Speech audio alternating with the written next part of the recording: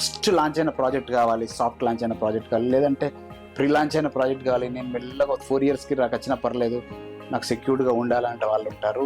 కొంతమంది ఉంటారు ఒక 2 yearsలో అవ్వాలి, 1 yearలో పొజిషన్ అవ్వాలి అంటారు.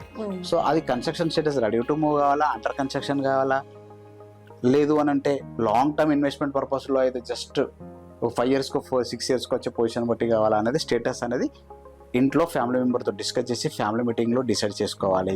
ఓకే, ఇమీడియట్లీ ఇక్కడ కొన్ని సందర్భాలు ఏమవుద్ది అంటే 2 yearsకి పొజిషన్ వస్తుంది, you book the flat, well and good, but కాకపోతే ఏంటంటే ఇక్కడ రెంటల్ కట్టాలి, అక్కడ ప్రీ EMI కూడా కట్టాల్సి వస్తుంది. ఎగ్జిస్టింగ్ ఇల్లు ఉన్నాం, that is rented property, you have to pay 2 things. One is rent, నిద్రపోవచ్చండి.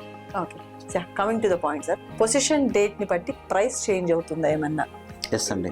ఓకే, ఎలా అవుతుంది అంటే పొజిషన్ డేట్ గురించి అంటే thank you so much sir, thank you for your valuable time. ఒక కస్టమర్ ప్రాపర్టీ